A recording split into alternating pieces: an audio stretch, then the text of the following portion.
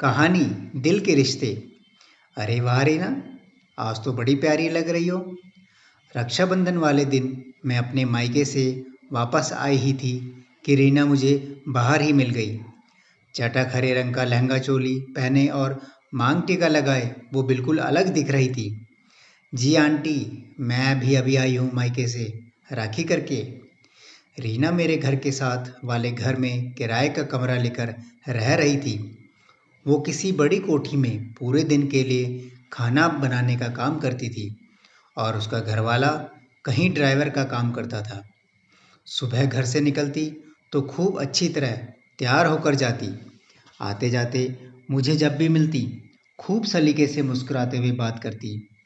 उसकी ये बात मेरे दिमाग से निकल ही नहीं रही थी कि वो मायके गई हुई थी राखी का त्योहार मनाने, क्योंकि कुछ दिन पहले ही तो उसने मुझे बताया था कि उसके माँ बाप बचपन में ही किसी दुर्घटना में चल बसे थे। परिवार में और कोई था नहीं। एक बार किसी रिश्तेदार के साथ शहर आ गई तो दोबारा गांव गई ही नहीं। इत्तेफाक से अगले दिन रीना फिर मुझे मिल गई। खुद ही कहने लगी, आंटी आपको तो पता ही है, मेरा तो मायका है ही नहीं। बचपन से बस कोठियों में काम करते करते बड़ी हुई हूँ। लेकिन मेरे पति रंजीत की मैं दूसरी पत्नी हूँ।